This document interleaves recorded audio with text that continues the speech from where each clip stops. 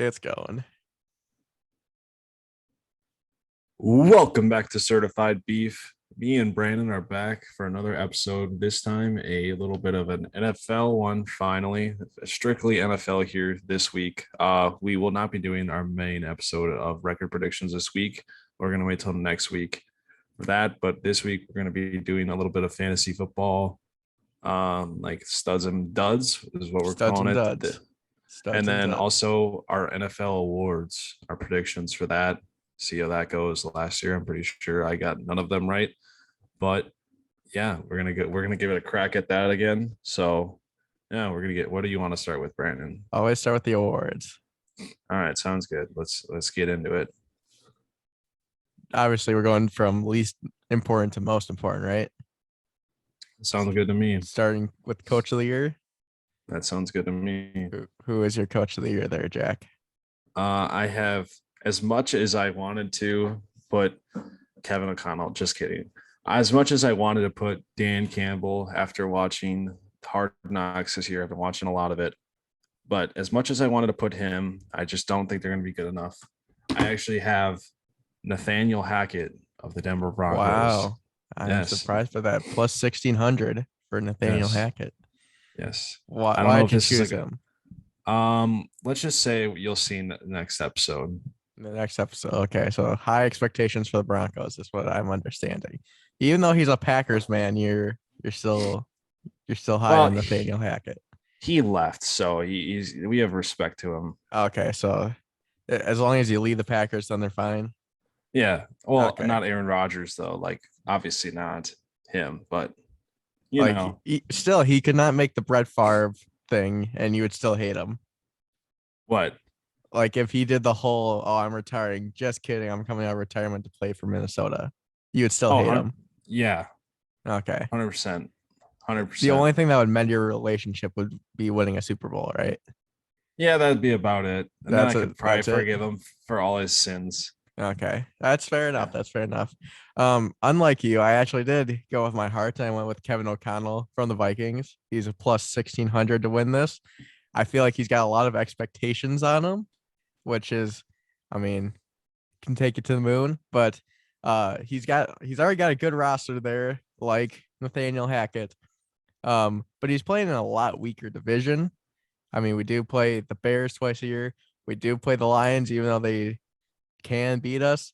Obviously Packers always gonna be a challenge, but I think he can get it done. Like first year head coach, he's been under Sean McVay. He's bringing that offensive mindedness to the Vikings, who have one of the best wide receiver cores in the entire game. Got a very underrated quarterback in Kirk Cousins.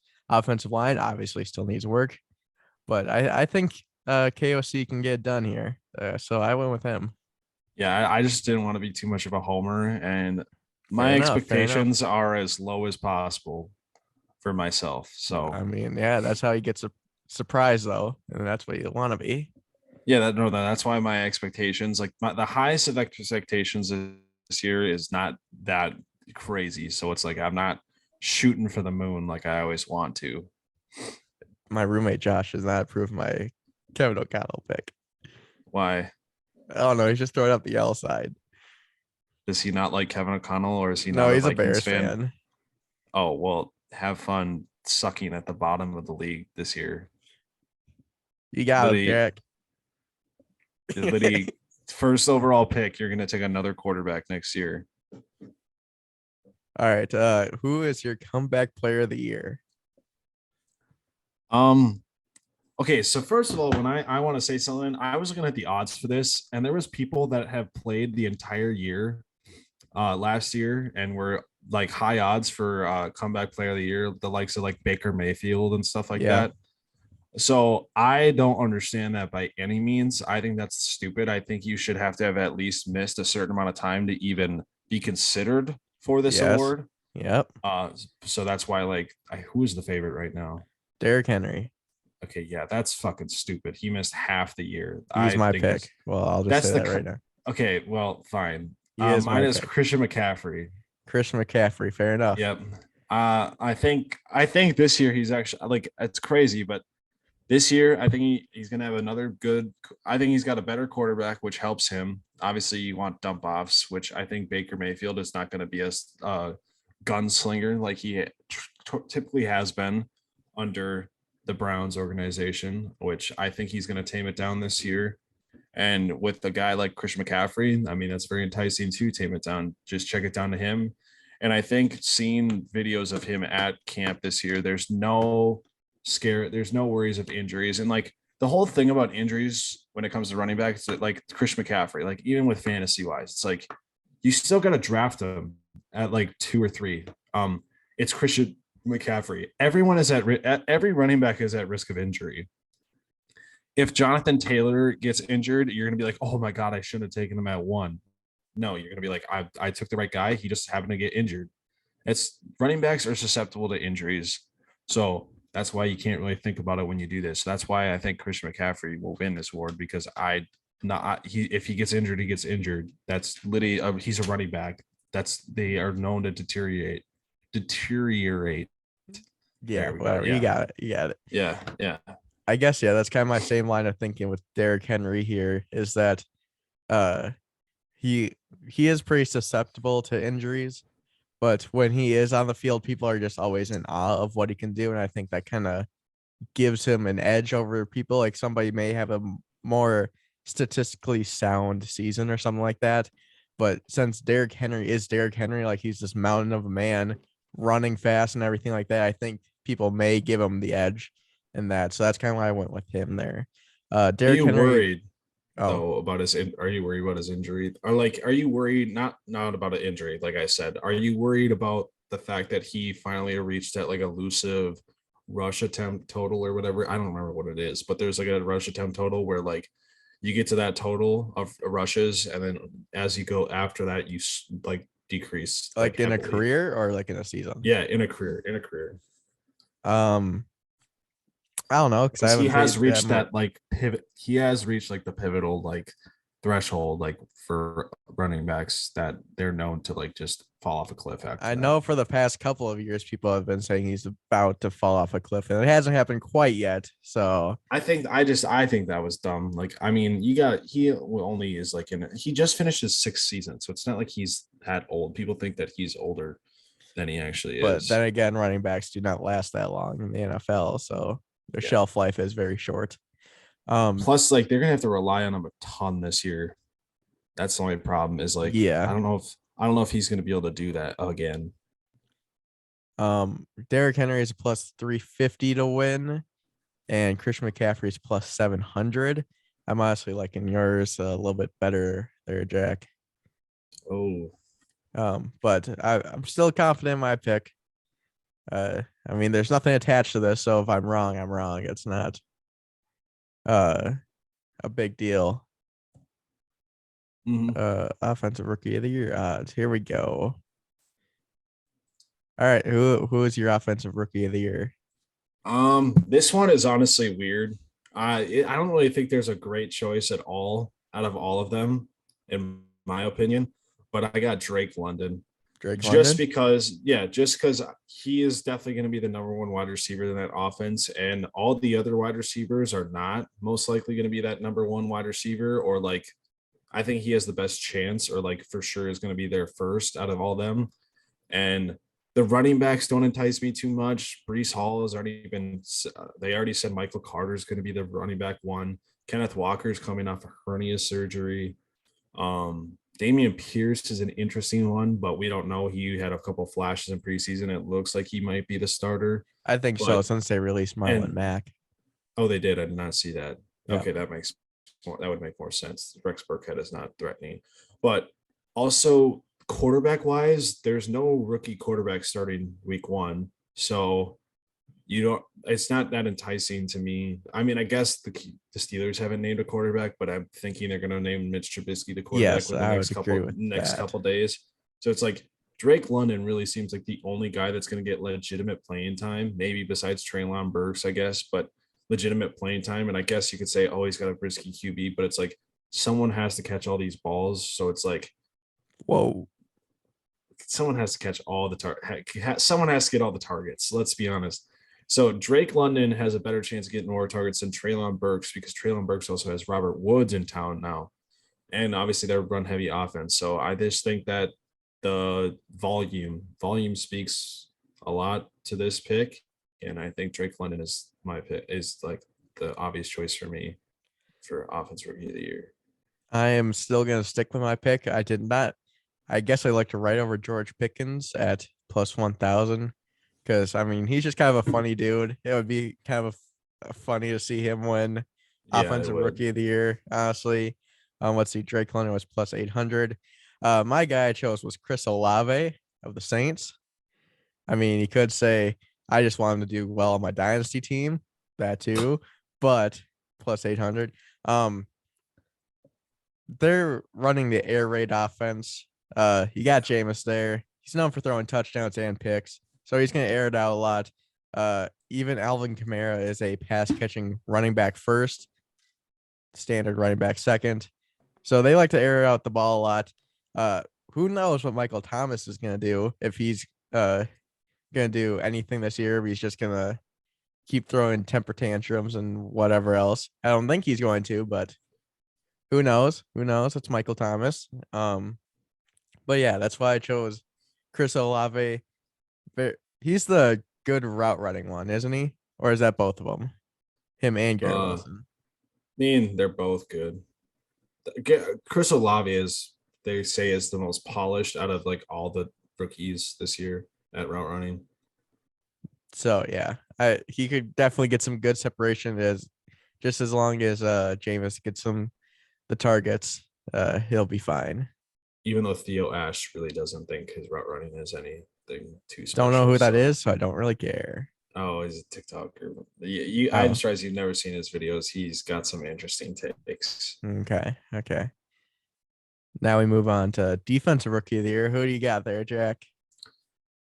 Um, also very weird choice. I don't know. It's tough this year. I don't feel like there's really a standout. Obviously, I think it was Aiden Hutchinson was the top. I think Trayvon Walker maybe the second one, and then it was like something like Quay Walker was It even was like, Quay Walker. It's Aiden Hutchinson first, Trayvon Walker, and then Quay Walker. and then I think I have the next guy who is Kyle Hamilton. Yeah, he's fifth.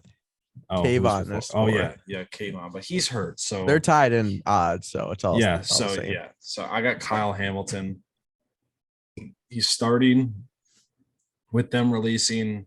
I think they released like Tony Jefferson, who was like a fringe starter for the Ravens. Pretty much assured that Kyle Hamilton's going to start. I know that he recovered a fumble and people were freaking out, like, oh, he's making all these plays. But I do think that he will be able to make plays with Marcus Williams. I think those two are going to be very dynamic in that secondary. And yeah, I think his game replicates well to the NFL, and I think he's going to showcase that and win defensive rookie of the year, which I think is going to be very hard because he is a safety, but I think he's going to prove some people wrong and take that rookie of the year. Plus 900.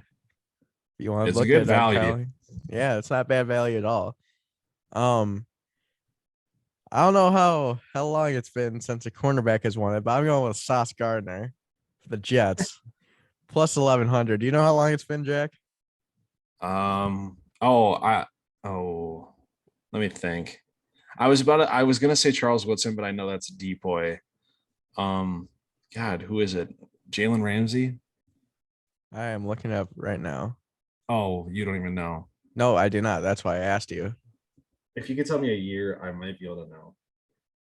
Well, hold on. But yeah, I'm saying. The corner might never have even won defensive rookie of the year. That was Micah Parsons. Let's see. Last one was Marshawn Lattimore in 2017. Oh yeah, okay. Not even that long ago. I would have remembered that. I just looked at that the other day. I don't know why. I saw that the other Oh, day. and then it was Marcus Peters 2 years before him. So, Oh yeah. oh, and then it was a long time. Okay. Or a decently long time. But still, my point stands. All the stuff I've been hearing out of Jets camp has been great. That Sauce Gardner is a lockdown type of dude. We saw it in college. They didn't allow a single touchdown his entire 4-year career, or whatever it was. Maybe he was only a junior, whatever, same thing. He signed a deal with Buffalo Wild Wings to get that sauce. So he's he's on cloud nine right now. You know, I don't know what I'm saying. He's Really gonna win don't defensive either. rookie of the year. That's what I'm saying. And I out of the picks right now, that's the one I probably feel most confident in is him winning defensive rookie of the year. I would maybe Do you put some money down. do you think that what do you think his name would be if he's a shutdown corner instead of like Revis Island? What do you think they would call Sauce's Oh, um his like area? that's a good question. That would be How long do we got interesting. to think about this? I don't know. How long do you want to think about it? Do you have one off the top of your dome right now or not? No, I just that's what just came into my head. Because I know I was just thinking Jets, and I was like, oh, Revis Island. I'm really excited to see him against Jettis, though. That'd be fun. I guarantee Jettis just fucking torches him because no one can guard him. So Man, like the only thing that's coming to mind right now is the sauce trap, and it doesn't make much sense, but that's horrible. it's a start. All right. Yeah, I can't think of anything. All right. Now, offensive player of the year. Maybe they'll call it the sauce platter. The sauce bowl. Okay, that was a bad joke too. We need to workshop that.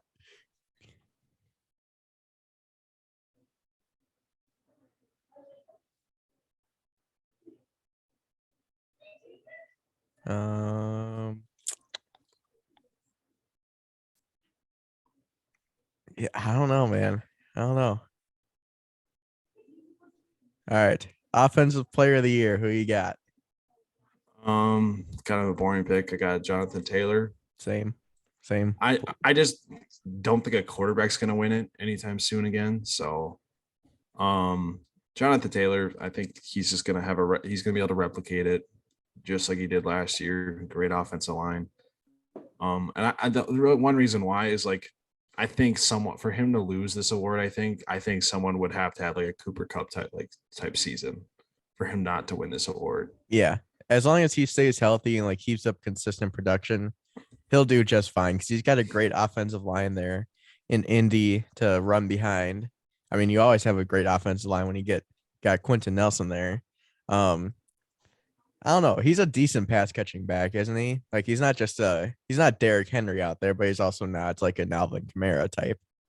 Yeah, I just don't know if they're really going to use him much in that aspect. Right. Yeah. Who But I knows? But think he's like not bad. He's not horrible. just for simple check downs or screen passes, like he can get the job done. Yeah. So yeah, that's also my pick plus 900. These odds are very high. I am surprised by that, but I guess they usually do start out pretty high since the season Yeah. hasn't gotten going and whatever else. I am surprised that Josh Allen is a plus 2020 or 2200. That's kind of surprising, Yeah, it's just but it's really not a quarterback award though. Because like realistically, the MVP should probably win it every year, if you think about it. mm-hmm. So it's like they really don't want to just give it to a quarterback. It's only happened like it hasn't happened that often where they win the offensive player of the year because I don't think they want to give it to a quarterback unless there's really no other outstanding like performance. Josh, this is for you. Justin Fields is plus 8,000 for offense player of the year. You gonna book it? Oh, he's MVP. Okay. Oh yeah, All right, Jack. wise words. Who's your depoy? Um, so it was tough. Um, Obviously you got Aaron Donald, Miles Garrett, T.J. Watt, but I went Micah Parsons. Fair I enough. think another year under his belt and he'll be even better. I was going to take Miles Garrett, but the only thing that I thought about with Miles Garrett is that this team that they're going to have a horrible offense. So there's a chance that they might be down a ton of points early if they're going to be down points a lot. So I think there's a chance that if the Browns defense isn't that good, unless Garrett really just pops off, that he that I don't know that they're gonna not be able to run. They're going to face a lot of rushing attempts on their defense and not many dropbacks because they're going to be facing teams that are going to be up by a lot on them. TJ Watt, it was pretty much between those two for me. I like Aaron Donald. I honestly don't think he's there to try to get 20 sacks anymore. I think he's more of trying to wreak havoc in the whole game, like the running game, and the passing game. I think that he's become more, not saying that he did it when he won his 3 defensive player of the years, but I think his game has actually become like more diverse as a defensive tackle and not just like one dimensional. I mean, he's just that good to where he can do that. Like, I'm not saying he was before, but I think he's just become a monster in that way. But yeah, it was pretty much just between those two, and I don't really like being that just the copy paste of TJ Watt. So I went with Micah Parsons, even though I think that TJ Watt even might have a better chance of winning it. It all depends, because the thing with Dallas too is that their defense is good, and that will keep them in games to the point, because I think Dallas's offense is going to struggle a lot this year with maybe I think they're going to have a little bit of struggles this year. So hopefully their defense can keep them in it. And I think that's why Micah Parsons is going to be able to have a ton of production. Fair enough. That is not a bad pick at all. Looking at the current betting odds, like there's a lot of people that are farther down the list than I thought they would be. Patrick Surtain is down there. JC Jackson. Okay, they are corners, though. It's not very common that a corner wins it. I know that Stephon Gilmore won it a couple years ago, but yeah, I don't think there was really a stout performance by like a defensive lineman that year. I think a solid, like, this is not who I chose, but Shaquille Leonard at 3,300, it would not be a terrible thing, because he is like probably a top 5, at least top 10 linebacker in the entire league. Oh, he's top 5, 100%. So that's not a bad That pick too, at all. And he's a turnover machine, so like that helps too. But the guy I went with was the guy you were talking about quite a bit, Aaron Donald. He's just one of the best football players we've ever seen, quite frankly. It's just astounding what he can do. He wreaks havoc, like you were saying, but he also, like, I agree with you that I don't think he's going for sacks intentionally. He just kind of gets them. Like, he just eats through the offensive lineman and just gets to the quarterback. Or if he doesn't sack him, he at least gets like a hand in the face and stuff like that. Just like a mountain of a man, just the weirdest training techniques and everything else like that, but it all pays off for him. So I think he could win his 4th defensive player of the year this year. And I bet he could get up to 5 at some point. All right. Now, probably the big one, the MVP. Should we have done an MVP, or are we just sticking with MVP? No, MVP. MVP. All right. Who you got? Yeah. Who you got? I had him last year and I have him again, Josh Allen. And Allen. I just don't see who else is going to win it. Plus, Josh Allen is my guy. So, yeah, he's just set up to win this award this year. I know he's the favorite. Plus I 600. didn't really pick a favorite. I didn't really pick a favorite besides Jonathan Taylor, but yeah, no, I don't know. He's gonna have another insane season. So yeah, chalk it up to Josh Allen. Josh Allen. Okay. My pick was Jay Herbo, Justin Herbert. Fair. I mean, fair. Plus 900. I mean, he's got a good offense. You got Keenan Allen, Mike Williams, Jared Cook's still there, isn't he? I think it's Gerald Everett now. Gerald Everett. Yeah, I think you're right. But yeah, like I said, offensive line is improving. I don't know if Storm Norton is still there, but you got Rashawn Slater. I hope not. He's awful. Corey Linsley. He's anchoring the center position there. Everything's good and well. Austin Eckler is a PPR machine. That doesn't matter in real life circumstances, but he can run the ball very above average, and then he can catch it even better. They just got a dynamic offense. Justin Herbert can sling it down the field, or if he really needs to, he can get those 5, 10, 15 yards on the ground with his legs. So I think especially going up against a tough division this year. He might like if it's a close race between him and someone else, he might get the benefit of the doubt, seeing like that he's in the AFC West versus whoever is in a different division. So maybe that plays into his favor. But I think the Chargers might be going far this year, and I think he's going to be one of the main causes of it. So Jay And Herbo, baby. he was definitely second on my list. I mean, he's just So, an intriguing pick because he has so much yeah. talent. He's already shown a lot of it, but it still seems like he can do so much more. And this is only Oh his yeah. third year in the league. Yeah. So it's crazy. He's a crazy quarterback, but yeah. Put it on the books. If you win a bet off of us, give us some money. Parlay this all. Just parlay all these together. Just call it $1 the on each. the beef special and the Brandon special. You just put your minimum bet you can do on it. That I wouldn't put much stock in these at all. And like 0. If you want to put a bet on it, fuck it. I think if you do win, though, if you do win, you gotta send us at least a little cash for being your advisors, your betting advisors. No, I better idea. Sign up for our Patreon. $3 a month, people. $3 a month at Certified Beef PC on Patreon. Good plug, Jack. Oh, yep. That's me. While you're at it, go get some Captain Coffee. All right, you ready? Studs and duds. Studs and duds. Changed it last year from studs and busts because studs and duds sounds a lot cooler.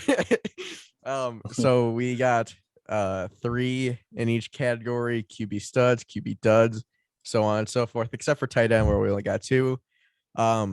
We've ranked them at 1 to 3, or did you rank them? I ranked them. I mean, I wrote them kind of in my.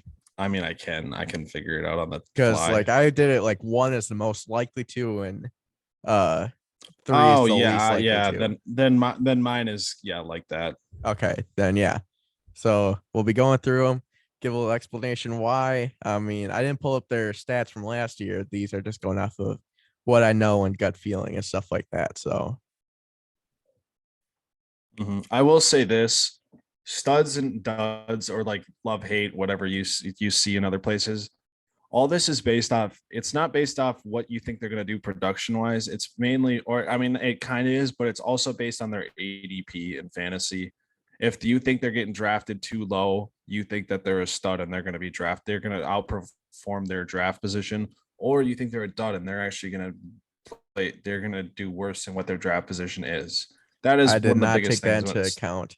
That's like one of the biggest things that it actually is. Like that's what like a lot of the fantasy experts that's talk what about. Matthew Like Berry and like, stuff do. Yeah, Okay. yeah. I was just watching it yesterday, so that's why that's what I did with mine. Is like I put in a lot into like the ADP, that where they're going, where I think they probably should be going, or where I think they're going to finish is kind of based off that. Yeah. I think I can figure it out a little bit, but then I might be a little off base with some of them. But it's fine. It's fine. When am I ever on base with stuff? Never. Exactly. All right. Start us off. Number 3, QB stud. Who do you think? I got Joe Burrow. I don't know what I didn't really look at what he finished last year. I think it was somewhere in the top 10. This year he's being drafted at around QB 10. I think that Joe Burrow with that offense, another year under that offense can be even better. The offensive line especially improved a ton, and he was already a top 10 quarterback last year, I'm pretty sure, if not close.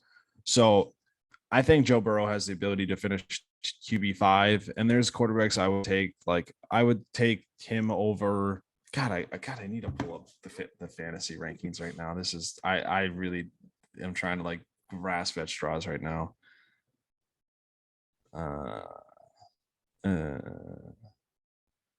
Give me 1 second. It'll take like 2 seconds. I just need to pull it up. Should not have closed my stuff. All right, QBs. That doesn't PPR, not PPR. Literally don't matter. Yeah, I mean Tom Brady.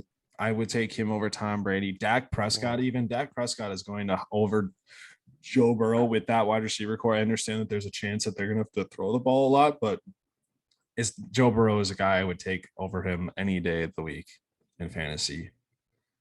Just because, like, those two, they really don't have much rushing upside anymore. Like, Dak Prescott, obviously a little bit, but Dak has not really rushed since that ankle injury, and especially even ever after his rookie year, his rushing percentages have gone down immensely.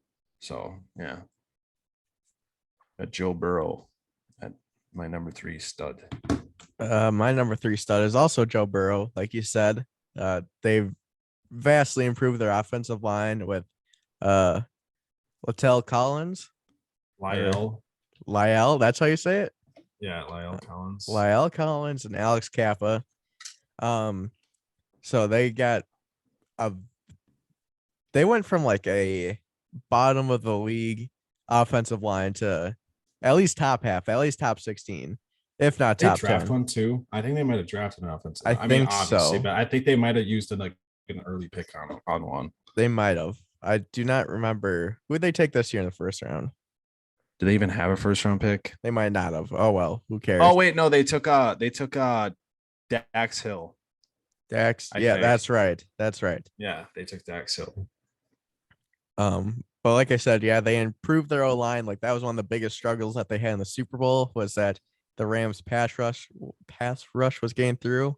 And now that Joe Burrow will have even more time in the pocket, he'll be able to sling the ball all over the field to probably the best wide receiver core in the entire NFL with Jamar Chase, T. Higgins, and Tyler Boyd. Like 3 years ago, Tyler Boyd was the number 1 receiver on that team, and now he's number 3. I would say that Hayden Hurst is a very suitable replacement for CJ Uzama. Do you agree with that? Maybe a little bit. Yeah, because I mean, it might not be as good, but it's just you need a little. Sometimes you need a little check down to the tight end. He is very serviceable. Yeah. It's not like he's awful. So, yeah. What's do you really think that they're out of all 3 receivers? You're telling me not one of them is going to be open on one play? So it's like it really does not matter Mixon. That if you got Joe Mixon in there too, so yeah, they just got an abundance of wealth at receiving options. All right, who is your second person? Second QB. I have Kirk Cousins here. Wow. Yeah. With the new coach coming in town, I think Kirk Cousins has they're saying we're going to throw the ball a lot more this year than we did last year. And Kirk Cousins with a team that is not really a pass heavy offense, which last year threw 33 touchdowns. If he's in a pass heavy offense, he could very well throw 40 touchdowns, which is a guy you want in fantasy football. I know he's got no mobile ability, but he also has a very, very good receiving core, which is also very helpful when it comes to fantasy. But like looking just at fantasy, like you got Derek Carr. I understand Derek Carr's got a little bit of rushing upside and probably a little bit has got better weapons, you would say, maybe, but just because he's proven it a little bit more than Kirk Cousins. Matthew Stafford, elbow injury, iffy. Trey Lance. Aaron Rodgers, I think even him, I'd take him over. Obviously, Joe Burrow is at 10 right now. But yeah, I think Kirk Cousins has a very good chance of finishing in the top 10 this year. And at his ADP of 15, 16 right now, I think finishing in the top 10, taking a guy that late is honestly just a win in itself. Anything in the top 10 would be great for Kirk Cousins. My number 2 most likely to breakout stud or whatever, it's Trevor Lawrence from Jacksonville. I mean, that's fair. You cannot have a sophomore slump when you have a bad rookie year. So it's only up from here. Should be. The team is being built around him. He has ETN back. Got a new weapon in Christian Kirk. Still got Marvin Jones. They did trade away Laviska Shenault. That's because Laquan Treadwell took his spot. Laquan Treadwell. You got DJ. No, wait, no. DJ Chark is on the Lions now, isn't he? That's right. Yeah, he is. Yep. But yeah, you still got a decent wide receiver room there. Obviously, you got the chemistry between ETN and him. I don't know how good the offensive line is. honestly. I don't think they're great, but Trevor Lawrence can also make plays outside the pocket, run for some yards. So shouldn't hinder him a ton. Let's hope not. Uh, Last year was obviously a big disappointment for everybody. He should have been a shoe-in for rookie of the year, and he just shat the bed. So I don't think it was necessarily his fault, though. I think he was put in a bad system right away. well, yeah. I mean, when you got Urban Meyer as your NFL coach, that's not a good system. No. But still, some of his plays were probably preventable. Some of the picks, all that, whatever else. But I have faith in Trevor. He's going to take it up a notch this year, and they're going to win some more games. Mm-hmm. All right, Jack. Number one stud, QB stud. It's kind of a weird stud, but I don't know where. I think I had him on my studs and bust list last year. I don't know if I had him as a stud though, but I got him this year. Jalen Hurts. You may be Okay. like, Jack, what are you saying? He's high in rankings. He's too low still. Jalen Hurts finished as a top 4 quarterback last year. He's getting drafted as the 6th or 7th quarterback in most fantasies, and I think he should be drafted 2 or 3. And I think that's where he's going to finish this year. I think he's being drafted way too low. He's a steal in most leagues right now over the likes of Kyler Murray and Lamar Jackson. Kyler Murray, yeah, not a big fan of him, but I don't know. Justin Herbert, not as big of a rushing upside. Patrick Mahomes, not as big of a rushing upside. And I think that honestly, Patrick Mahomes has worse weapons now than Jalen Hurts. Jalen Hurts is in a mainly rushing offense, and he does have to take in that. So, and then when he's throwing the ball, it's just him. So, and he has improved last year, especially fantasy wise. He was top 4, like I said, top 4 fantasy quarterback, and I think he should be drafted there accordingly. So yeah, Jalen Hurts is easy stud. He should probably I think he'll finish top 3 this year quarterback rankings. When I was looking at the just players to draft for my upcoming fantasy leagues, Jalen Hurts is apparently supposed to be the number 1 QB off the board, according to week 1 projections for ESPN. Like, I know not all the leagues are the same and stuff like that. But also my league has punters apparently, so that's unique. Jesus. But Jack, I don't think you're right for this. My number 1 QB stud is also Jalen Hurts. Oh wow. Yeah. Yeah, that's a complete turnaround from last year. You were you as one of his busts last year? I think I was. He was my number 1 on my bust chart. We had that whole bet going that we never found out. That was just a whole lot of confusion. No, we did find out. You lost. We all know that you lost. Yeah, you lost. Fair enough. But now I have completely switched sides. I am on the Jalen Hurts train. I know that was a big shocker to everybody out there that's been here from day one. Weren't expecting that, but the Eagles have just gotten better. Offensive line, I mean, they're still very good, but they're getting a little bit older. Good thing Jalen Hurts can run the ball at a very high level. They trade for AJ Brown, a probably top 15 receiver in the NFL. That makes your team automatically better. You got Devonta Smith, who he didn't win Rookie of the Year last year, but I think it was pretty close, wasn't he? I don't know. I don't know. He's still a very good wide receiver, very polished route runner, get the job done. You got Dallas Goedert as a solid receiving tight end. Yeah, there's a lot to like about Jalen Hurts, and I think he will do very good this year. I'm hoping I can get him. So yeah. In Dynasty. Yeah, your team sucks. My team isn't even that bad. It is. It is. Shut up. It's top heavy. There's no depth, but it's a solid team. It's not gonna win anything, but it's a solid team. All right. QB duds. Here we go, Jack. Who we got? Number 3. I got Broncos country. Let's ride. Wow. Mr. Russell Wilson himself. He's getting drafted as quarterback 7 in ESPN leagues right now. Yeah, he's good. but he also doesn't have rushing upside like he used to. I understand that he is in a better offense probably than he was last year. His wide receiver weapons did get worse.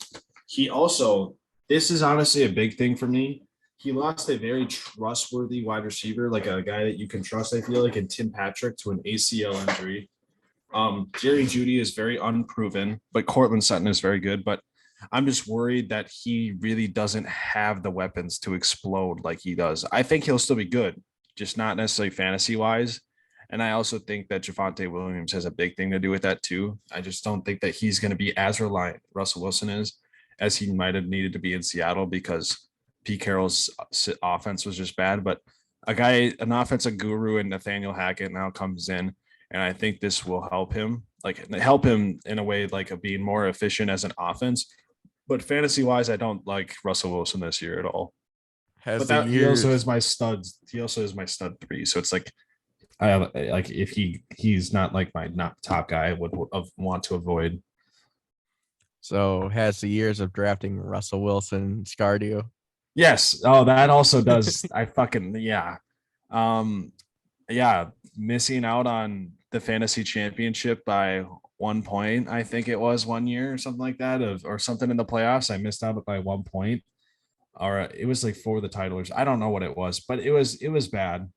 Let me say that it was bad. It was drafting him, having the first 8 weeks be a thrill, and then getting your heart ripped out by him. Yeah, it does suck. But yeah, no, that partially maybe I've gone into it. I kind of forgot about that, but you did remind me, and I haven't taken Russell Wilson in a fantasy draft since that happened. So yeah, I do hold grudges when it comes to fantasy, not really in real life, but in fantasy, I will hold a grudge against you.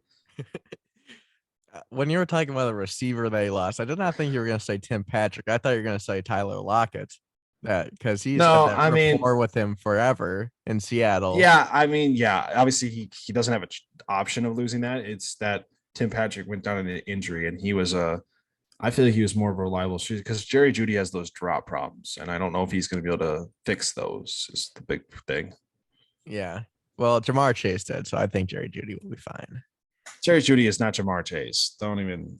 I don't even know who has better hands, honestly. Jamar Chase. Well, I guess obviously if Jerry Judy's dropping balls, but whatever. My number 3 QB dud is Patrick Mahomes from the Chiefs. That's fair. I honestly was gonna put him, but it's just that he's so good that it's hard to say that. But I honestly agree with you. I think he's being drafted way too high. I was gonna put him as my number 1, but then I decided to slot him in 3 because he is still a very good quarterback, but he lost Tyreek Hill, and his receiving options are Travis Kelce, and then Juju Smith-Schuster, and then what is it? Oh, MVS, and then Sky Moore. Sky Moore, Marquez Valdez-Scantling. That's not a very intimidating wide receiver room. No. So, and last year he had that problem where he was just trying to make too many plays. I think he'll start the year again like that, especially now that he does not have Tyreek, and it's going to be more focused on Kelce. So I think that he's going to throw a bunch of picks to start the year. He's going to do have a lot of no-look incompletions. So we'll see what happens with him. But yeah, I'm not too high on him. Like, obviously, if he's like the best available, you take him. But I mean, I wouldn't pick him like 1 or 2, honestly. Like if Justin Herbert's there, like that's a guy you could easily take over him. Yeah. And he does have like not tough matchups, but he does have like 2 big games to start the year. He's got Cardinals and at Cardinals and then at home against the Chargers. So it's not like he's got like, not saying he's got bad matchups. It's that he's got 2 big games to start the year. So he's got a lot of pressure to like get this rapport with these receivers. And I don't know if he's going to be able to do that. Right. And he's got to deal with Jackson all day. So yeah. Yeah. And Brittany. So don't forget about her. Yeah. All right. Number 2, Jack. Number 2, I have Kyler Murray. Like he does have the rushing upside, don't get me wrong, but I am a little worried about the DeAndre Hopkins suspension for him, just because his second wide receiver, his top wide receiver now is Hollywood, and he just got Hollywood in the offseason. I know he did play with them at Oklahoma, right? Is that true? I think so. I think you're right. So maybe, I guess, but also I'm just worried. Kyler Murray, notorious for being good in the first 2 months and then falling off a cliff in the second 2 months. And that's not what you want, because you want your guys to be good at the second half of the season more, because that's when the fantasy playoffs come around. The new COD does come out November 1st, so watch out Oh. for that. He's gonna be watching some film. Yeah. Watch out for that. The new COD comes out. He's got to put out that content for FaZe Clan. But I yeah, forgot he no, was like that. I'm just not big on Kyler Murray. I'm not a big Kyler Murray guy. If he shocks me, he shocks me. But I just don't think that I think, like I said, you got Jalen Hurts, who's sitting right behind him at number 6 in the rankings. He's getting drafted right ahead of Jalen Hurts. He's getting drafted just behind Lamar Jackson, which, I mean, those are a horse apiece. But even like Joe Burrow is an interesting conversation. Like even Tom Brady, who I said I didn't like as much as Joe Burrow, which I don't as much. But I think there's still an interesting case. Like I think Kyler Murray is still, like, I know he's accurate, but I think he's still a little lackluster with his small security. But yeah, I don't know. I just don't like Kyler Murray because he has the good half of the season, the bad half of the season. He still has yet to like phase that out of his game. So yeah, not a big fan of Kyler Murray. Fair enough. Fair enough. My number 2 QB dud is Trey Lance. I know he's not getting. I don't think he's getting drafted super high in redraft leagues. He's QB 12. QB 12. Still don't think he's going to do good. There's a lot of turmoil happening in San Francisco right now with the whole Jimmy G thing. Now he got that 1-year contract restructure. So that's just kind of weird.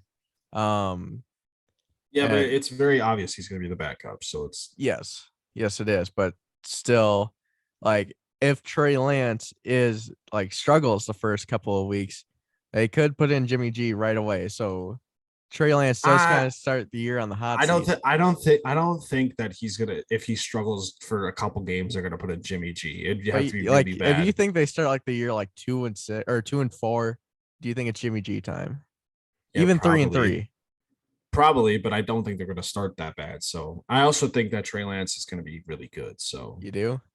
I did pick him in fantasy this year because I think he's gonna be pretty good. I think that because like rushing upside, I don't know. I do like him a lot. He's been pretty good in camp too. So it's like he hasn't really been that bad. In the games he did play last year, he wasn't horrible. No. He had those rookie mistakes, which you're gonna have, but another year, another training camp, like I don't know. I just think that the sky is the limit for them, because I think this could be huge for that offense as a guy that's very like not just a stationary quarterback. Like I think this is one of those picks where it's like he either goes through the roof good or he just crashes. He is. There's no in He's a between. hit or miss. I don't think he's a hit or miss. I don't think he's gonna like be a guy where he's getting drafted 12. I don't think he's gonna perform as the 12th quarterback. I think he's either gonna perform like the 20th quarterback or like the 6th quarterback. Like I don't think there's really much of an in between. It's kind of, he's a scary pick, but I fell for it. I'm a sucker for that, but I don't like taking Sucker for quarterbacks early. NDSU people. I didn't even think about it when I drafted him. I'll be honest, because could give a shit about NDSU football. But I'm a sucker for, I don't like taking quarterbacks early unless it's kind of like they fell a little bit, but unless it's like my guy, which Josh Allen is my guy, Justin Herbert's my guy, but there's so many good players that you could take ahead of them. Waiting for a quarterback is no problem. You get a guy like Joe Burrow as QB 10 later in draft, like 4 rounds later than Josh Allen, you're going to be able to get those other guys in the draft that are going to be so much better. That's why unless you get 2 absolute studs in the first and second round, and even the third, if Josh Allen somehow falls to the 4th, you can get so many better people. Like running back and wide receiver, the 2 positions you got to have the most depth. Quarterback, you can stream a quarterback all year round if you really want to. Not the greatest thing, but you can get 2 quarterbacks late that you can just like flip between matchups. Like it's Mhm. like there's so many other things that you can do besides getting these quarterbacks early. That's why I try to avoid them. Like honestly, like it's the thing is about quarterbacks also, like people don't realize is the guy who finishes QB1 sometimes, or like even like QB3, 4. The difference between a QB3 and 4 and like QB10 and 11 points per game wise is only about 2 to 3 points. Not much when it comes down to it. So I don't know. That's what I'm saying. That's one thing I always try to avoid is quarterbacks early. Just never like them. That's why I took a guy like Trey Lance, a flyer on him. I also think I did take a quarterback later on, or I will pick up a quarterback or something. But yeah, no, that's kind of what I do when it comes to quarterbacks. All right. Who is your number one dud then? I got Mr. Karen himself, Karen Rogers. Oh, He's getting drafted as quarterback 11 ahead of guys like Trey Lance, Kirk Cousins, Matthew Stafford, even who I know he's dealing with that elbow, but he's got a better arsenal of receivers. Aaron Rodgers, they've said this year that their offense is going to be a lot of running the football this year. Which that doesn't help Rodgers because he is not a mobile quarterback. Like he is a mobile quarterback. Yes, he can get out of the pocket, but he ain't gonna rush for 400 yards this season. And yeah, but who? Okay, yes, I understand it is Aaron Rodgers. Yes, he is a really good quarterback, top 3 in the league. But you still have to be able to throw to someone. Like I understand people are like you look at it last year, you're like, yeah, he had Adams. That's why he was really good. Like, but then you look at it outside of that.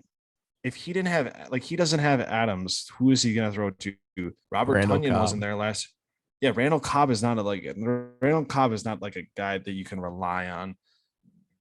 Alan Lazard is not a guy you can rely on. Like if Adams wasn't there, that offense would be nothing. And then people are like, oh, what about those weeks that Adams doesn't play? That's like 2 weeks, and they probably play some shit teams most times. So it's like they can get away with that. Now it's like you got Alan Lazard as your QB1, wide receiver 1, Christian Watson as your wide receiver 2, which we have no idea what he's going to be like. Romeo Dobbs. Romeo Dobbs, yeah, great preseason, but it's like he still played against scrubs in the preseason, so you don't know what you're going to get. And Robert Tunyon is not that great of a tight end. Like he was that one year he popped off, had like 10 touchdowns, good for him. But this offense is really going to be the Aaron Jones and AJ Dillon show. Like they're gonna run this offense. They've already said that they're gonna rely on the run more, especially up there in Lambeau. Yeah, this is gonna be a ground and pound team. They're gonna rely on that defense a lot. They're not gonna need Rodgers to throw for 45 touchdowns like he has the past couple of seasons. I would not be surprised if Aaron Rodgers doesn't even throw 30 touchdowns this year. Like maybe he will probably. I mean, that's kind of a stretch, but I don't see Rodgers throwing like his 40 touchdowns like he has these multiple or back-to-back MVPs. So just not a great fantasy quarterback this year. I know that they've been saying this about him for the last couple of years, but this year it actually makes a lot of sense just because he doesn't have Adams. Adams makes a huge difference. So yeah, that's why I got him as dud. I don't think he finishes in the top 15 quarterbacks this year. Do you think if this year goes bad that he actually retires? No. You think he's actually just going to play out the rest of his contract? Because why not? Oh, I mean, maybe not. We'll see. If it goes really bad, there's a good chance he retires because he said he was close. Close. And he just signed a huge bag that's a lot of it's guaranteed. So he could just be like, fuck you guys. I'm going to go drink some ayahuasca and go trip and go eat some Percocets at the same time. I don't understand how he's like, I hate that he can just openly admit all this shit and not get in trouble for it. That is just pissing me off. I bet Josh is feeling the same way. I bet he feels the same way. Like Aaron Rodgers is just pissing him off right now. Josh Sumner? No, your roommate, isn't he? Oh, Josh, do you hate Aaron Rodgers? Yes. Okay, he hates Aaron Rodgers. Yeah, he's on our side. He's a pedo, apparently. He looks like a pedophile. Oh, he looks like a pedo. Fair enough. All right. My number one QB dud is a guy you already touched on, Kyler Murray. How about Mond? What? How about Coleman Mond? Kellen Mond is not on the team anymore. It does not matter. My pick was Kyler Murray. Hollywood Brown is not a good number one option to start out the first 6 weeks, especially when you, like you said, they do got the Chiefs right away. That's like the Chiefs got an underrated defense, even though they did lose Tyrann Mathieu. Oh well. Yeah, Kyler Murray can rush the ball, little fumble happy sometimes. Yeah, I just don't really care for him too much, I guess. He did get the bag this year. It might be different when D Hop gets back. He did get injured last year. It was only for 3 games, but then it seemed like his productivity went downhill after that injury. He wasn't rushing nearly as much, which is a big, like his biggest part of his game. So who knows? We will see. Probably because the COD came out. Like I said, there's stats to prove it. So you think he got injured just in time for COD? There wasn't a COD. No. last year. No. I'm not saying he got injured. I think wasn't there not a COD last year? Yeah, there might be. I'm pretty sure they release one every year. But there is stats that prove that once the COD comes out, his productivity on the field goes down immensely. That is just hilarious. Not because he wanted to get injured for COD. Right. There is stats to prove it though. It's Crazy. I don't understand why either. Like, what do those stats look like? I need to look at these sometime.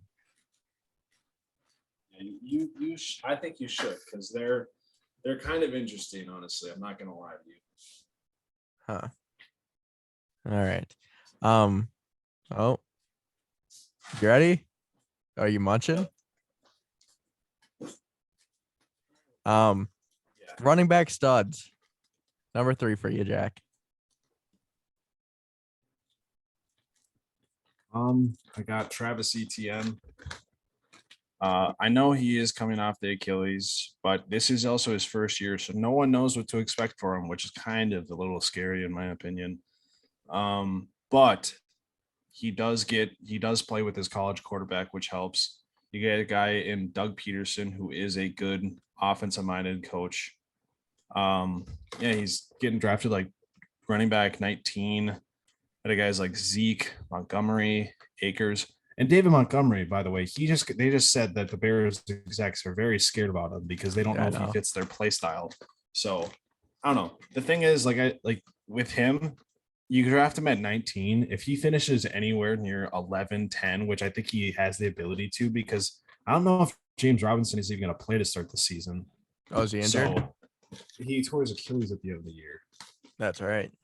So I know that also ETN did too, but I just don't know I don't know if James Robinson's playing right away, but if he's got that backfield to himself and he could pop off. This is obviously he's my third one, but that's kind of a flyer. Like, I don't know, getting a guy that late who's might have the backfield to himself, who's got a lot of upside, could finish easily in the top at 10, 11. That's pretty good for where he's getting drafted. Okay. My number 3, this one's kind of like a borderline stud because he is a highly regarded one, but it's Alvin Kamara if he does not get suspended, which it does not look like he's going to this year. Not going to get arrested. Like I said with Chris Olave, they run that air raid offense. Alvin Kamara is a perfect target for a check down, nice little Texas angle route, a wheel route, whatever you want to run with him. He'll catch the ball pretty good. He is probably the second best pass catching back in the entire league behind McCaffrey. Maybe Eckler is above him, but I think they're pretty comparable, him and Eckler.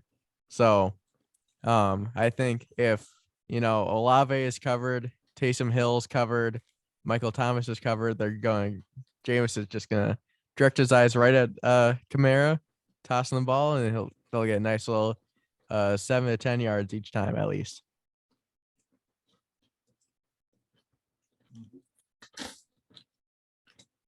My next stud is Javonte Williams. He is going to have the backfield to himself this year. I know that Melvin Gordon's still there, but Melvin Gordon also did say to himself that it's going to be his backfield. So all points is all things point to sky high for him. You get Nathaniel Hackett in there, who's good. He knows how to run the football, especially with Green Bay. He did it very well. But obviously, yeah, he's great getting drafted 10. I think he finishes like top 5. That's pretty much all I gotta say. Like the guys in front of him are great. But don't get me wrong, but I really think that he has the ability to finish top 5. I think he will probably finish like top 5, maybe even 6. But now, running back 10, that's at running back 10. That's a pretty good pick to take him. You could have said all things point mile high for him. Wow. That's a pretty good joke. My number 2 stud is Travis Etienne Jr. From Jacksonville. Like you said, don't know what to really expect from him since he did tear his Achilles and everything like that. But he is playing with Trevor Lawrence. When James Robinson does eventually come back, that is this season or next season, Etienne will probably be that third down receiving back type. Because James Robinson is the power back. We all know that. So I think Etienne has hopefully a breakout year this year, get back on track for the time he missed during his rookie season. And I think he could have a good campaign this year.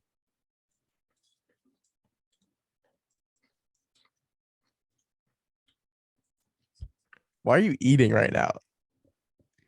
I'm hungry. I want a snack. All right. My next running back stud, is DeAndre Swift. Jack, why do you have both these guys that are top 10 running backs as your studs? Oh, probably because I drafted them. But okay, not because I drafted them, but last year DeAndre Swift, when he played, he was a top 5 running back points per game wise. And it points to him being just as good, if not better, than he was last year. He was very good in the games that he played. Top 5, like I said, top 5 points per game, and he's getting drafted as running back 9. He is a 3-down back to a T. And I think with the way that Dan Campbell likes to run his offense, I think that it works best for DeAndre Swift, and I think that he's going to have a very big year. And they do got a very good offensive line out there in Detroit. That's true. Frank Ragnow, Penei Sewell he's gonna get better, and he did do better the second half of the season. They're built for a good running back. He was going to be on my list, but then I switched some people around. And but my top one, you're not gonna like it. It's Najee Harris from Pittsburgh. I know you don't like that. I see that head shake. But my biggest reason why is because he was a workhorse last year, and they do not have a good, reliable quarterback. So he's going to get a ton of carries. Offensive line, not great, but he can make it work. He's not a receiving back by any means, but I think he still is out there on all 3 downs. So I mean, their best receiver is Deontay Johnson, right? Yep. And then it's George Pickens. Like George Pickens looks like he's gonna be decent or at least good, but hasn't proved anything in actual play yet.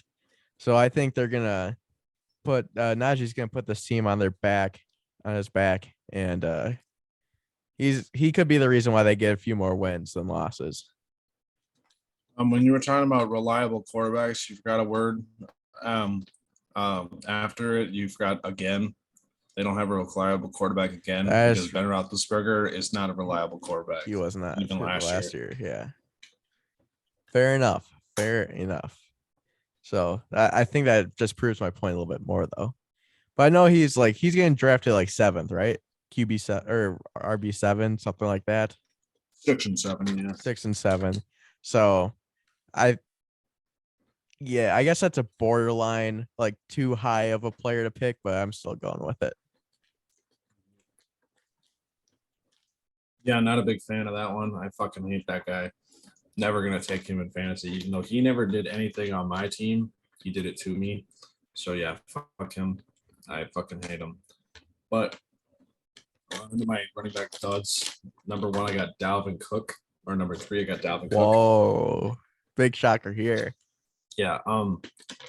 Not that he's going to be bad, but it's the fact he is getting drafted over guys like Najee, Alvin Kamara. It's basically just the fact that the offensive line is still scary, which I mean they are more meant for run offense, but this team is supposed to be an air raid style offense now.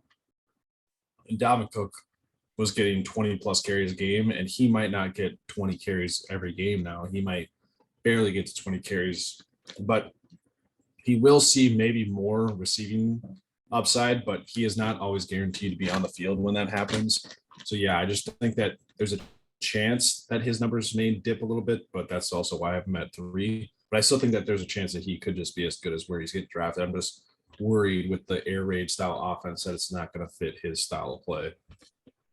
You don't think that his new changed number 4 is going to make him have a resurgence? I did forget about that. I'm not going to change it, but that would make me change it. Oh, okay. I don't feel like Fair enough. All right. For a replacement, but that is a big difference. Let me tell you, you look good, you play good. Yep. And he's already been paid good, so yeah, he ain't gonna get paid again. Probably not.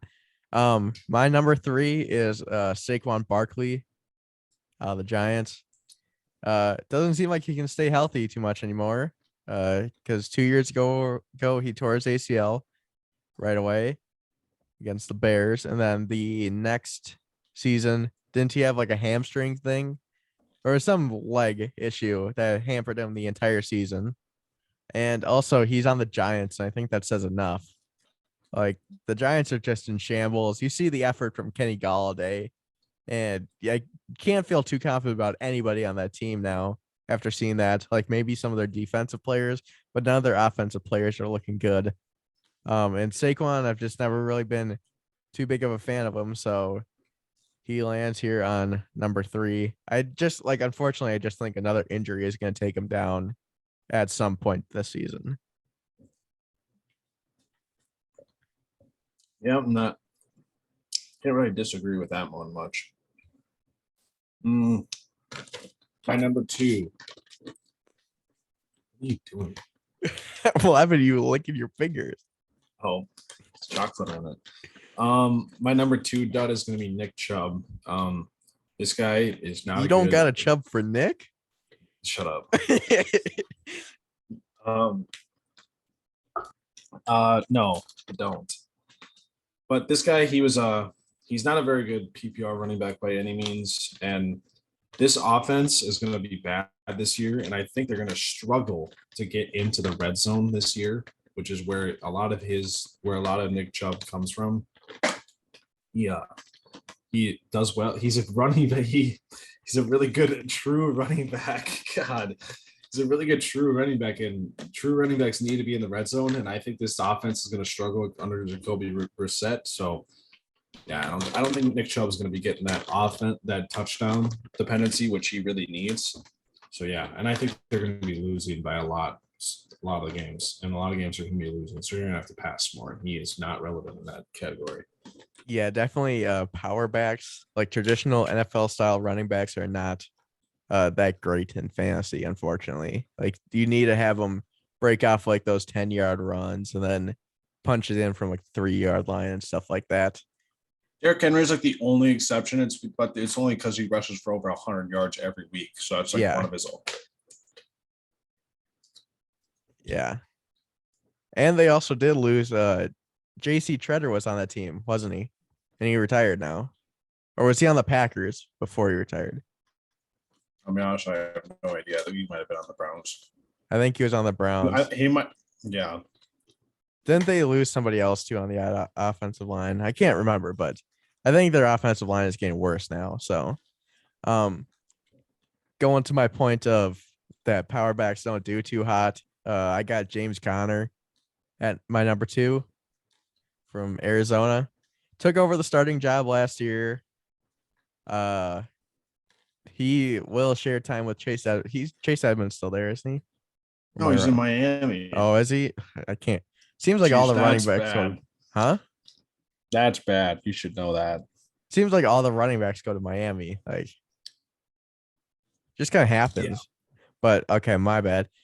James Conner is by himself in Arizona in that backfield. Yeah, He makes always, your argument very enticing. I now. know, but he always seems like I had him in fantasy 2 years ago, 3 years ago.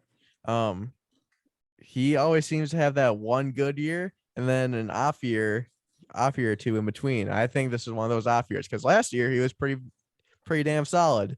A good option for your running back each week. And so I think this year he's going to take a step back.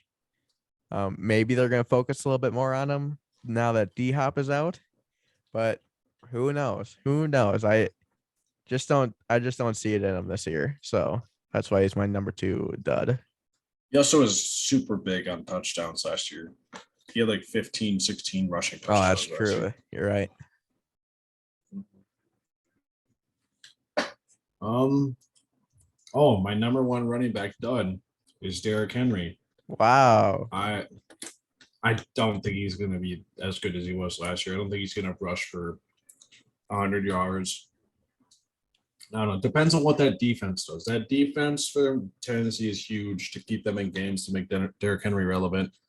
But I just don't think they're going to be able to rely on him as much after the last couple of seasons, how much they went tore on him by relying on him. I don't think he's going to be that reliable. And PPR wise, I just don't like him.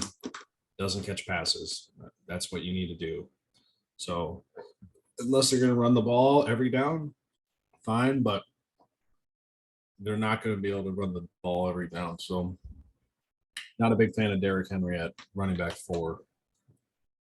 Fair enough.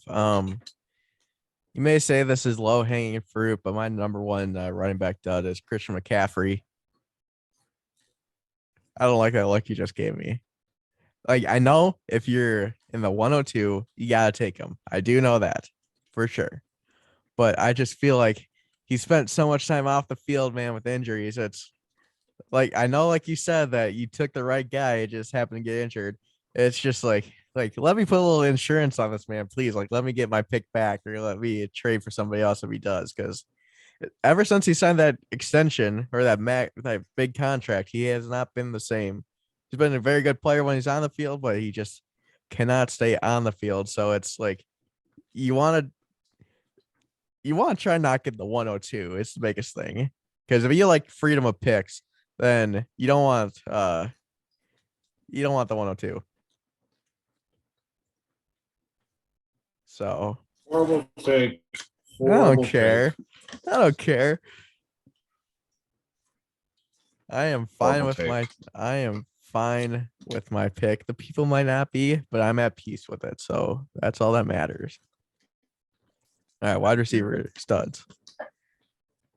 My number 3 wide receiver studs is Amon-Ra St. Brown. Last year, that's the wrong one. Last year, we really only saw the resurgence of him in the second half, but that was very consistent. He I think it was in 8 straight games in the season, he caught 5 or more balls, which is an all-time record by That's a lot of balls. Rookie.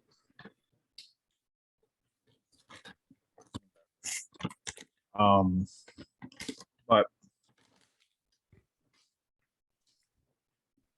yeah, but he is the number 1 wide receiver in his offense now this year. Like, it's for sure he's going to be the number 1 guy. I don't know. He's getting drafted really low, in my opinion, for a guy that is going to be seems like a PPR machine. Like, not the down the field guys that crossing routes, That's what Jameson short Williams cross. is for. Yeah, Jameson Williams will be the deep guy. Plus, Jameson Williams ain't going to be there until like halfway through the season. So That's also true. Who's going to be competing with him? DJ Chark. DJ Chark. I guess TJ Hawkinson a little bit. Yeah, he's inconsistent as hell. But who else? I don't even know who the fuck they have on their team at wide receiver. Quintus Cephas, Khalif Raymond, Pimp. That's sounds about right. It's a Hard Knocks thing, but I don't know. I would expect the same production out of him, like as he did to end the season last year. And I just think he's getting drafted incredibly low for a guy like him who can be a PPR machine. I don't know. I just think it's crazy how low he's going right now in drafts. Fair enough. Fair enough. Plus, I don't think Jared Goff is going to hinder him that much. No, Jared Goff is not as bad as a quarterback that we like to think he is. Like, he's competent enough to be able to get Amon-Ra enough balls out there. So my number 3 wide receiver stud is Allen Robinson from the Rams. He's going pretty low. I think he's like 25, maybe lower. Yeah, it's like around there. Yeah, right now. Okay. That's fucking insane. I That is. cannot believe that. He was going like he was a solid first round pick a couple of years ago, which is crazy. But he's going from Chicago to the Rams. That will help him out a ton. He's playing next to Cooper Kupp. So that means he's not going to be the number 1 guy unless something happens to Cooper, which hopefully not. But that means he's probably going to face theoretically worse coverage corners. So he doesn't need to make that maybe not as much because Cooper Kupp does play in the slot a lot though. Still okay. They don't typically follow to the slot is basically what I'm saying. But I understand what you're saying. Though. Yes. He's most like when Cooper Kupp is not in the slot, he is going to be having the second cornerback on him. So that will take off some pressure from him on not having to make the perfect route. Like with Mitch Trubisky and Justin Fields, like he had to make the perfect route to get enough separation for them to get the pass in there. But here with like Stafford, I think he can make do a solid route, not a great route, a solid route, and still get enough targets for him to do pretty well in fantasy this year. Yeah, I mean to further your point, also, Allen Robinson. Last year, before Robert Woods went down with injury, he was actually wide receiver 12 in fantasy as the second wide receiver on his team. So if you get Allen Robinson at wide receiver 25 right now, and you can get wide receiver 12, like out of him, that's a solid wide receiver 2 that you're drafting as a wide receiver 3, if not a flex right now. That is insane upside, which I think is great. Also, to further my point on Amon-Ra St. Brown, last year he also did have the same amount of top 12 finishes as a wide receiver as Jamar Chase, which is crazy to say with like how much he came on at the end of the season. So yeah, but both of ours are good. But like Allen Robinson I cannot believe how low he's going. Like he is such a good wide receiver. It's just that he was in a horrible system like the last couple of years. And like the other year, he wasn't even that bad with like Mitch Trubisky. It's just that Mitch Trubisky kept getting worse. So it's like, Can't really do much. And like you could upgrade an offense, upgrade a quarterback. This is his best quarterback he's ever played with. Oh, for and sure. We've seen Allen Robinson with Blake insane Bortles. stats. Yeah, with Blake Bortles, he's putting up crazy numbers. Like that one season, he popped off, had like 15 touchdowns or something like that. But he's got the best quarterback of his career. He is healthy. He hasn't been hurt. But yeah, he's going to be that wide receiver 2 in that offense. And besides Cooper Kupp, and I think he can shine. Like you're obviously not going to get wide receiver 1 numbers out of him, but you're drafting him. You're going to be able to get you're going to get at least a flex out of him. And that's going to be a good flex. You should get wide receiver 2 numbers out of him. So, and that's crazy for where he's getting drafted. I don't know. I think he's getting overlooked in a lot of leagues right now. And I don't know why. I don't know if people are thinking he's just bad or if it's because he sucked last year. I don't know what it was, but that wasn't him that did the sucking. It was his team. So nice. Whatever. All right. My wide receiver 2 is Courtland Sutton. He is the number 1 wide receiver in that Broncos offense. He's getting drafted around wide receiver 20 right now. I know I did say I didn't really like Russell Wilson this year, but that doesn't have anything to do with how Courtland Sutton's going to do. Courtland Sutton is what am I saying right now? Oh, he's getting best quarterback of his career. Also, he easily is getting the best quarterback he's ever played with. He is. I don't. It was 2 years removed. I don't know if he played last year. Wasn't he hurt all year last I year? think so. Yeah, he is removed from an ACL, but 2 years ago he was a Pro Bowl wide receiver. Putting up pretty solid numbers. Obviously, being in the Pro Bowl speaks of itself, but getting drafted behind guys like Brandon Cooks, Mike Williams, who's a wide receiver 2 on his offense, very high powered offense. But that's to say, Jalen Waddle, a guy he's getting drafted behind, who I think is iffy because you think about it that you got Tua behind as the quarterback. If he's got a better quarterback, I understand taking Jalen Waddle over a guy like Cortland Sutton. But yeah, there's guys that like even Deontay Johnson. Deontay Johnson's great, but you also have Mitch Trubisky as your quarterback, which is iffy. But I just think Cortland Sutton is a safer pick because he's got more of a secure position at quarterback. And I think that he can also return to that status of a Pro Bowl type caliber receiver, being that wide receiver one in that offense. My number 2 is Michael Pittman Jr. from the Colts. Only thing you really gotta say is Matt Ryan is better than Carson Wentz. I don't think it's really debatable at this point. Like I know they're both. Matt Ryan has fallen off, obviously, from his MVP days, stuff like that, but he's still a very good quarterback. And Michael Pittman Jr. It's going to be the main target in that air game. It's going to be him, and then Mo Alley Cox, and then I guess like Zach Pascal. That's it. Paris Campbell, Paris Campbell.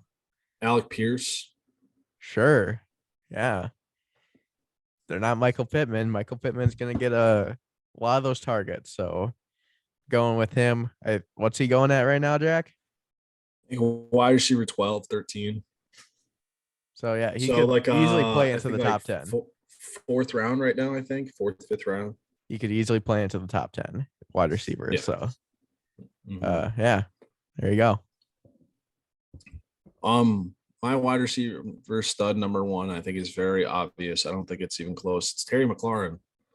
This guy is getting drafted wide receiver 17. Ooh, Also behind guys like Jalen Waddle, Deontay Johnson, AJ Brown, DJ Moore, even Michael Pittman, obviously. But Terry McLaurin is objectively a top 10 wide he wide is a receiver in beast. the He league. is a beast.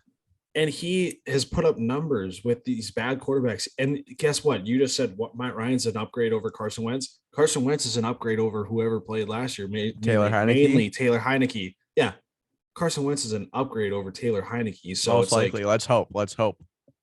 yeah, but he's an upgrade over Taylor Heineke. So you get his best quarterback of his career now. Or actually, has he had a better quarterback? I don't even know. Man, I don't know. It's better than last year. So this guy has produced, and somehow he's being drafted like he's a scrub. I don't get it. I do not get it. Like he should not be getting drafted behind guys like all those guys I just listed. He should probably not be getting drafted behind. He probably shouldn't even be getting drafted behind T. Higgins, who's the number 2 wide receiver in his offense. I don't understand why he's getting drafted this low, but he is. Because And it's he the doesn't deserve- Commanders and he's got Carson Wentz, and people hate on Carson Wentz. Yeah, but he's been doing this for years. He doesn't. I know care he about has. wide It's just it's sad. He deserves more love, which I'm showing. He him the deserves a love. better team. Let's be honest. He deserves a better team. Yeah, but he's going to produce in fantasy. He does it every year. So Yeah. take Terry McLaurin. He is a freaking steal at 17. He's a steal at 15, in my opinion. Like 17, 15, even almost 13. Like he should probably produce top 10 numbers again this season. He is that guy in that offense. I know you have Yeah. Jahan Dotson, but you always have to have a complementary piece on a team, like any offense. So go get Terry McLaurin in your leagues. He is a beast. I will put that in mind. My number 1 wide receiver stud, it's gonna be DJ Moore, Carolina. What? Oh no, I didn't say. Where is he anything. going? Where is he going? Oh, he's going at like 13. 13. He's ranked 13th right now. New offense with Baker. We do know that Baker, I mean, some of that inaccuracy last year in Cleveland could have been due to injury, which it probably was. Some of it may have just been bad throws. Who knows? But Baker is going to boost DJ Moore's already solid numbers that he had from last year and the year before. So I got big hope for DJ Moore. I mean, you still do got Robbie Anderson there. I don't know what Robbie Anderson is an off and on dude. Very off and on dude. He was horrible last year, and he was like one of my sleepers. Who knows? Maybe Tommy Tremble's gonna surge this year. God, Who's their normal tight end? Is it Tommy? I don't even know. Oh, Dan Arnold. He might have been traded, but I don't know. I don't remember. I thought he was Doesn't- traded from Jacksonville to Carolina or something. He like might that. have been. I don't remember. It was. I don't something like care that. enough about their tight ends. DJ Moore is that guy.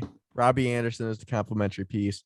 Go get yourself DJ Moore because I think this year could be another step up for him. Didn't like that too much or not? Or were you just okay? No, Go.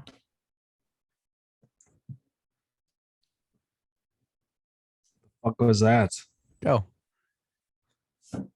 Wide receiver duds. God damn it! I had it pulled up and I was going to do something. Oh, wide receiver duds. My number 3, Keenan Allen. Ooh. Yes, Keenan Allen is being drafted as wide receiver 9 right now. He is getting up there in age, but that is not my problem. My problem is that he didn't even finish as the number 1 guy in his offense last year, and he's being drafted ahead of Mike Williams and other guys like Mike Evans and T. Higgins. I just don't think that he's gonna produce the level to where you want to draft him in the second round or whatever, second, third round. I don't think he's gonna produce where you can get guys like Mike Evans. I think Mike Evans is gonna put up better numbers than Keenan Allen, and I think there's a good chance that Mike Williams finishes higher than him and takes over that number 1 wide receiver role in that offense. All right. My number 3, wide receiver duds, maybe a little bit debatable. But it's Devontae Adams going to Las Vegas. I do really like Devontae Adams, but he is playing with a lot better number 2 wide receiver now in Hunter Renfrow, who's going to demand some targets, a lot more than Allen Lazard, most likely. And you also got Darren Waller out there. He's going to demand some targets. And they are also playing in a division with very, very good cornerbacks on each team. So maybe a little bit tougher for him to get some separation from those guys, unlike in the NFC North for what it's been. AFC West might give him a little bit of a rude awakening his first year there. Like, he's still gonna be a top 10 wide receiver, top 5 most likely, but I think his numbers might take a step back this year. I don't disagree with that at all. My wide receiver dud number 2 is Deebo Samuel. Oh, that's a good one. I left him off my list. I am not a big Deebo Samuel guy. Neither am I. He's very overrated. But I think that Deebo Samuel might have hit his ceiling last year, and I don't know if you can repeat that. Plus, big thing with Deebo is his rushing attack. You bring in Trey Lance off the bench now. He is a rushing quarterback. That will take away from They did cut Trey Sermon though, or waive him today. Well, yeah, but you still have Elijah Mitchell. He's the main guy. They're not going to really have a committee this year, I don't think, honestly. So, but I see his running potential going down. And then also reports in camp is that Brandon Ayuk is the favorite target for Trey Lance right now. And if Brandon Ayuk makes an resurgence, that is targets taken away from Deebo Samuel.